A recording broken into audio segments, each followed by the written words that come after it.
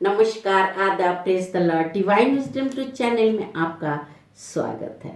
नए साल के अवसर पर आप सभी को हार्दिक शुभकामनाएं। नया साल आपको मुबारक हो। Happy new year. दोस्तों, नए साल के लिए हम सभी खुश हैं। हमारे मन में उत्साह है और उत्सुकता है। नया साल, नई उमंग, नई आशा, और हम सभी चाहते हैं कि नए साल में हमारे ज़िंदगी में नई आशा की किरणें लेकर आए और नया साल अच्छा जाए और हमें वो सारी खुशियाँ मिले जो हम चाहते हैं। मगर दोस्तों, हमारे ज़िंदगी में सुख है, दुख है, और हमारे ज़िंदगी में उलझने हैं और सुलझने भी हैं, और इन सब से हमें निपटना पड़ता है। ये जो कोरोना महामारी है, हम सब पर असर डाला है। कितने लोगों का जीवन उथल पुथल हो गया है। कितने लोगों ने अपनों को खोया। कितने लोग अब तक बीमारियों से जूझ रहे हैं। कितने लोगों ने अपनी नौकरी गंवा दी और संघर्ष कर रहे हैं। और ये कोरोना महामारी अब तक हमारा पीछा नहीं छोड़ा। तो आज का ये संदेश आपको डराने के लिए नहीं है और ना ही आपको डिमोटिवेट करने के लिए है, बल्कि आपको जगाने के लिए है, ताकि आप हमेशा तैयार रहें। जिस तरह से 10 कुमारियाँ अपने तेल और बाती लिए दिया जलाते हुए दूल्हा के लिए तैयार थे, उनके स्वागत के लिए तैयार थे, जिस तरह से भारत सरकार कोरोना महामारी के तीसरी लहर को भांपते हुए अस्पतालों में बेड और ऑक्सीजन की तैयारियां करके रखा है, दोस्तों, उसी तरह हम भी नए साल में हमारे ज़िंदगी में जितने भी पहलू हैं, उन सब के लिए हम हमेशा पहले से ही तैयार रहे, सजग रहे। दोस्तों, बपतिस्मा यूहन्ना ने कहा कि मैं तुम्हें पानी से बपतिस्मा दे रहा हूँ, मगर मेरे बाद जो आने वाला है वो तुम्हें पवित्र आत्मा और आग से बपतिस्मा देगा। पवित्र आत्मा से बपतिस्मा ये हम जानते हैं, मगर आग से बपतिस्मा यानी हमारे सामने चुनौती आएगी। हमें चुनौती का सामना करना पड़ेगा, हमें संघर्ष करना पड़ेगा, हमें हमारी परीक्षा ली जाएगी। जी हाँ दोस्तों, जब हम इसी तरह से परीक्षा में आगे बढ़ते हैं तो हम समझ जाते हैं कि परमेश्वर हमारी परीक्षा ले रहे हैं। और ऐसा क्यों? सदियों से ये चलता आया है कि ईश्वर के बंदे पर, ईश्वर के लोगों पर ऐसे विपत्तियां, परेशानियां और संघर्ष आता है। मगर क्यों दोस्तों? इसका कारण कई सारे हैं। आज हम एक कारण के विषय में जानेंगे जो परमेश्वर आज हमें बता रहे हैं। हम उस पर चिंतन मनन करेंगे। हम पढ़ते हैं विधि विवरण ग्रंथ 8 अध्याय 15-16 पद में, ईश्वर ने इस विशाल भयंकर मरुभूमि में जहरीले सांपों, बिच्छू और प्यास के देश में तुम्हारा पथ प्रदर्शन किया। उसने इस जलहीन स्थल में तुम्हारे लिए कठोर चट्टान से पानी निकाला। उसने तुम लोगों को इस मरुभूमि में मान्ना खिलाया जिसे तुम्हारे पूर्वज नहीं जानते थे। उसने तुम लोगों का घमंड तोड़ने के लिए और तुम्हारी परीक्षा लेने के लिए ऐसा किया, जिससे आगे चलकर तुम्हारा कल्याण हो। आमीन।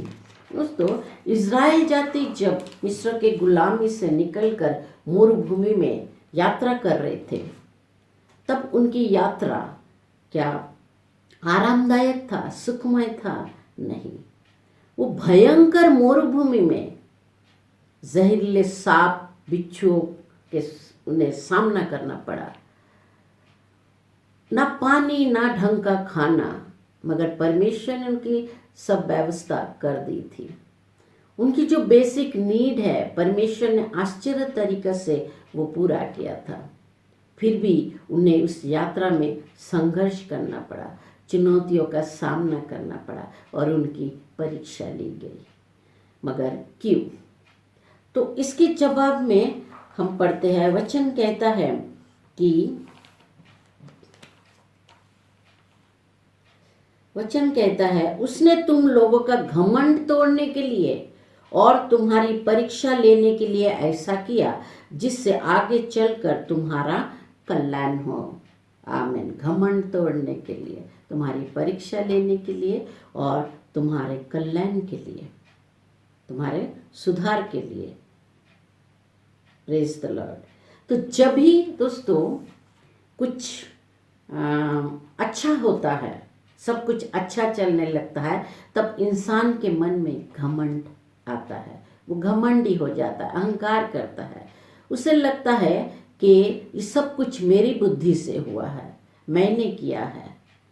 मगर दोस्तों एक बात समझ जाना कि जब भी आपके साथ कुछ अप्रत्याशित होता है, तब ये जान लेना कि आपके पीछे हाथ जोड़े कोई और है, जो आपके लिए प्रार्थना करते हैं, दुआ करते हैं।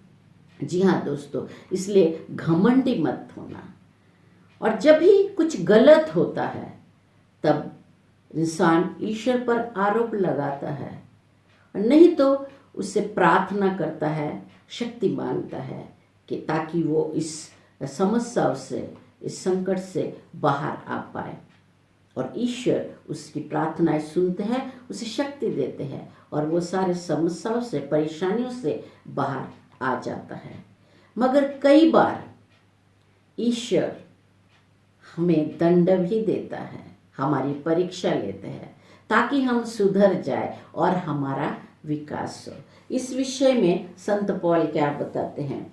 इब्रानियों के नाम साधु पौल का पत्र 12 अध्याय 6-7 पद में, क्योंकि प्रभु जिसे प्यार करता है उसे दंड देता है, और जिसे पुत्र मानता है उसे कोड़े लगाता है। आप जो कष्ट सहते हैं उसे पिता का दंड समझे, क्योंकि वह इसका प्रमाण है कि ईश्वर आपको पुत्र समझकर आपके साथ व्यवहार करता है। और कौन पुत्र ऐसा है जिसे पिता दंड नहीं देता? आमीन। तो पिता अपने बच्चे को दंड देता है, क्योंकि वो उससे प्यार करता है। वो चाहता है कि वो सुधर जाए, उसके जीवन में विकास हो। और दोस्तों ये दंड ही हमारे लिए परीक्षा है, हमारे लिए चुनौती है, संघर्ष, और जिससे हमें निपटना पड़ता है। तो ये हमारा विकास करता है, हमें गढ़ता है। एक इंसान मर गया और स्वर्ग में गया, और स्वर्ग में जाकर उसने ईश्वर से कहा, आपको तो सब पता है किस मौसम में बरसात नहीं करनी चाहिए, मगर आप करते हो। जब बरसात का मौसम नहीं, खेत में फसल है, आपको तो सब पता है कब धूप नहीं चाहिए, मगर आप देते हो। जहां पानी नहीं चाहिए वहां बाढ़, और जहां सूखा वहां पानी नहीं। तो आप कुछ दिन के लिए चाबी मेरे को दे दीजिए, मैं चला के दिखाता हूं। और उसने ईश्वर के हाथ से चाबी छीन ली। ईश्वर ने कहा, ये क्या कर रहा है? उसने कहा कि अब मैं चला के दिखाता हूं। आप क्या चलाते थे? आप सब उल्टा करते थे। जब ओले नहीं बरसाना चाहिए आप ओले बरसाते हैं, जब फॉग नहीं चाहिए तब फॉग। ईश्वर ने कहा, ठीक है चला। किसान ने फसल उगाई, तो जितनी पानी, जितनी धूप चाहिए, जितनी तापमान चाहिए, उतना सब कुछ, उतनी डिग्री तापमान। जब फॉग चाहिए तब फॉग, गेहूं के पकने के लिए जो जो चाहिए सब कुछ। उसने ईश्वर से कहा, देखा कितना अच्छा फसल लहरा रहा है, अब कोई टेंशन नहीं। क्या चलाते थे आप? अब हम चलाते हैं। तो ईश्वर ने कहा, कोई बात नहीं। तो जब फसल काटने का समय आया, फसल काटा गया और उसका प्रोसेस किया गया, मगर गेहूं का एक भी दाना नहीं मिला, फसल नहीं हुई। उसने कहा, ये क्या, मैंने तो सब कुछ सही किया था। ईश्वर कहता है, जब तूने पौधों को तेज हवा का सामना करने नहीं दिया, जब तूने तेज बारिश से उन्हें लड़ने का मौका ही नहीं दिया, उन्हें संघर्ष करने का मौका नहीं दिया, तब अंकुर हुआ ही नहीं। दोस्तों, इसी तरह परमेश्वर हमें दुख, तकलीफ, समस्याएं, विपत्तियां देते हैं ताकि हमारा विकास हो, हम पूर्ण बने। इस विषय में संत याकूब क्या कहते हैं? संत याकूब कहते हैं 1 अध्याय 2 से 4 पद में, भाइयों, जब आप लोगों को अनेक प्रकार की विपत्तियों का सामना करना पड़े तो अपने आप को धन्य समझिए। परीक्षा धैर्य उत्पन्न करता है। धैर्य को पूर्णता तक पहुंचने दीजिए, जिससे आप लोग स्वयं पूर्ण तथा अनिघ्न बन जाए और आप में किसी बात की कमी नहीं रहे। आमीन। परीक्षा, तकलीफें हमें और भी मजबूत बनाता है, हमें पूर्ण बनाता है। दोस्तों, आप जो चाहते हैं आपके लिए उसकी कीमत चुकानी पड़ती है, आपको उसके लिए समय देना पड़ता है। कुछ सालों से मैं टीवी नहीं देखती, मगर कुछ दिनों से हुआ ऐसा कि मैं हर शाम को चाय के प्याला लेकर टीवी के सामने बैठ जाती थी और बांग्ला सीरियल देखती थी। स्टोरी में इंटरेस्ट आने लगा तो हर दिन बैठ जाती थी कि स्टोरी में आगे क्या होने वाला है। स्टोरी में वही सास, बहू और कुछ नेगेटिव कैरेक्टर, ताकि स्टोरी जमे। मगर ये शाम का हर दिन बैठना, टीवी के सामने सीरियल देखना, मेरा शाम का समय बर्बाद हो रहा था। मेरी स्टडी नहीं हो रही थी, लर्निंग छूट रहा था। अंदर से मुझे अच्छा फीलिंग नहीं आ रहा था, कुछ तो गलत हो रहा है। तो एक दिन मैंने इस पर चिंतन मनन किया, ईमानदारी से अपने आप को पूछा, अगर मैं ये सीरियल नहीं देखती तो क्या होता था, और देखा तो क्या हुआ। अगर मैं इस सीरियल में एक अच्छी सास की किरदार निभाती थी तो भी ठीक था, मगर देख के मुझे क्या मिला। दरअसल दोस्तों, मैंने ईश्वर के पास से बहुत कुछ खो दिया जो मुझे मिलने की संभावनाएं थी। मगर अब होश जगी और सीरियल देखना बंद किया और कुछ दिनों में यह आदत भी बदल गई। कभी कुछ देख लेना या कभी कुछ मूवी, अच्छी मूवी देखना ठीक है, इससे आप बहुत कुछ सीख सकते हैं। अगर आप मूवी भी देखते हैं तो दिल से देखें ताकि आप उसमें से कुछ सीख पाए। दोस्तों, हुनर तो पता नहीं, हुनर तो पता नहीं, जुनून ज़रूर रखती हूँ और जो भी करती हूँ पूरी शिद्दत से करती हूँ। क्या बात है दोस्तों। दोस्तों, हर किसी का अलग अलग फंडा होता है। आपका क्या है ये आपको ही देखना पड़ेगा कि आपके ज़िंदगी में क्या क्या व्यर्थता है। तो इस नए साल में उस व्यर्थता को अपने जीवन से निकाल दे और आप मुक्त हो जाए। नए साल में कुछ मौके तुले, छोटे मोटे रिस्क ले, कुछ करना शुरू करें।